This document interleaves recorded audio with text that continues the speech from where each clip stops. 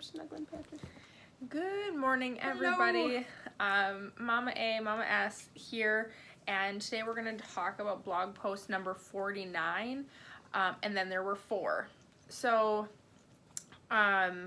we just did our blog post about how we moved our bedroom upstairs, or our bed upstairs, and we were going to help P sleep, and so in order to do this, we had to sell our guest bed, which we did on Tuesday night.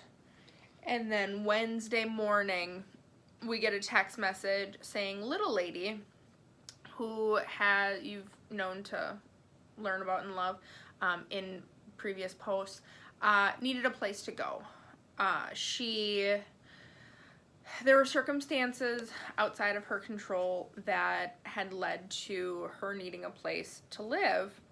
And to give Mama A credit, I got the text message, I forwarded it to Mama A, and she was like, yeah, okay, we can do this. And I was like, okay, we can do this. And so we reached out to the worker, and we're like, yep, we can definitely do that.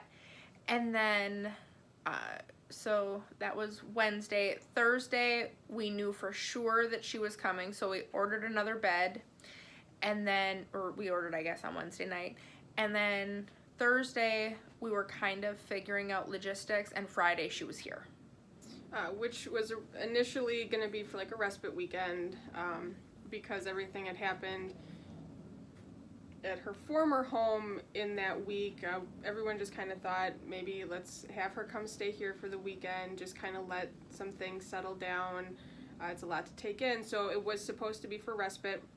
Now rewind real quick. The selling of the one bed and buying the new bed, that was in the works. Like, we wanted to do some things to what was our guest bedroom, but as Sarah had pointed out, it just expedited things. Like, we didn't have a bed anymore, and now we need to find one.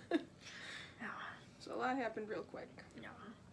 So she showed up at her house on Friday night with a backpack and an uneasy smile because, I mean, we're amazing people, but what middle year teenager wants to up and move across the state on pretty much no notice? So she came to our house. We kind of settled back into our routine that we had every time she's ever been here. She sat down to dinner with us. We kind of chatted. We hung out. We got along really well. And then Monday, we took pictures, which I posted in the blog post, some of them. And on Monday morning, I get a text message saying, hey, she's not going to leave.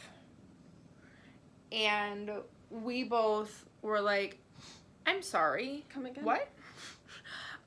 Because as Mama A said, she was supposed to go back to where she was living and, you know, do another week or 2 of school. There was homecoming in that town, and we were going to have time to get things ready, you know, work with P and having another person move in, and honestly get our minds wrapped around the fact that an older teenager is moving into our house. So on Monday, we got the call that she was just gonna stay and we were just gonna figure it out. And we kind of were like, well, wait a minute. Okay, we can figure it out, but not ideal for anybody. Right. When little lady was told this is what's happening, her only stipulation was, I want to stay through homecoming, which, being in high school like that is the biggest thing, you know, going on. And we said, yeah, that's a wonderful idea because we need to get all of our extra stuff out of the spare bedroom. Like, we had a lot to do. So we're like, sure, let's give it all some time. Some things can kind of settle in. We talked to P about having, you know, a big sister show up, and she was beyond ecstatic, but we had to walk her through what that looked like. Wow, this isn't maybe very exciting for little lady, which she understood, but you can't, like, that's a really hard concept to explain. So yeah, when we got this message that no, she's not going back, it kind of threw everyone for a loop that nobody was really expecting. So we are, I mean, I joke at work all the time. I'm flexible like Gumby. Like, it is what it is. We'll figure it out. But what we talk about, or what I talked about in the blog post, is that while we were very excited that she's moving in, we've loved this little girl since, you know, the first day we met her. And P loves her. Our family loves her. So, you know, we are happy that she's coming to live with us. It's not anything that we expected or really planned for. But we're like, okay, yeah, we can definitely figure this out. But imagine if you were in your mid to late teens and somebody said, you are leaving all the friends you know, everybody you know, and you're leaving with the backpack on your back. And you wouldn't be so excited. And you wouldn't be so excited for the people that you live with. And she is being a little trooper. Like, she really is. She's being a little trooper. But she is definitely testing the boundaries, and she's definitely got some attitude around some things. So I say in the blog post, if you see her, you should not, and this is true for any foster child, but you shouldn't be like, oh, how excited are you that you are at this house, or you're so blessed to be at this house, or what are some other ones that we hear? Those are the big ones, but basically don't make it sound like we are Saving this child of any age, because as excited as we are, they were just uprooted from everything they knew. They're not very happy. They might, especially her being a teen, she might recognize that it wasn't a great place, but it was still everything she knew. So her hearing, oh, you must be so excited, you're so lucky that you get to live with us. I mean, and we're pretty awesome people.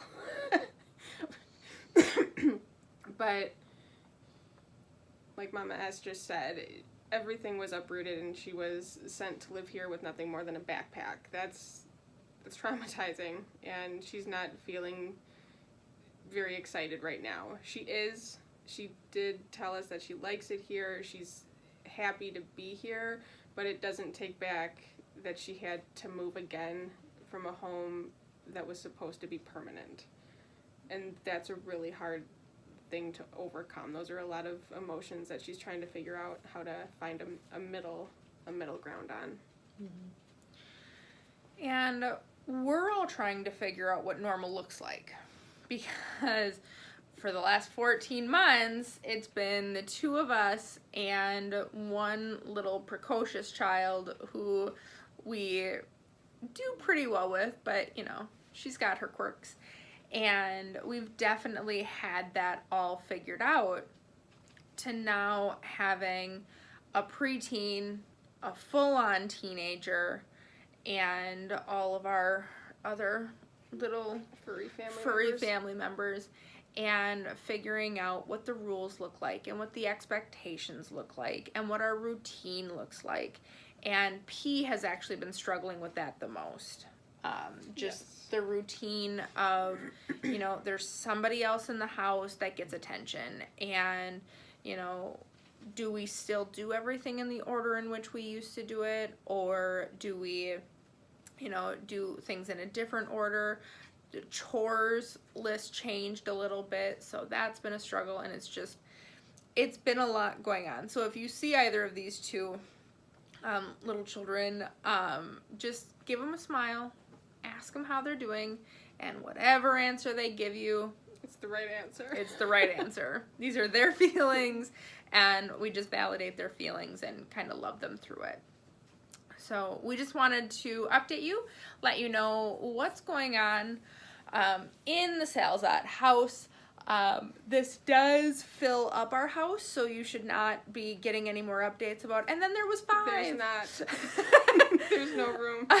There's no room. Each of the girls have their own room. We don't have a guest bedroom anymore.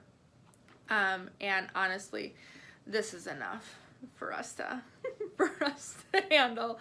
So thank you very much for watching. Please let us know your thoughts if you see us out in public and we look exhausted. Just smile and know that we're doing everything we can. And as always, have a wonderful day. So, thank you. Bye, guys.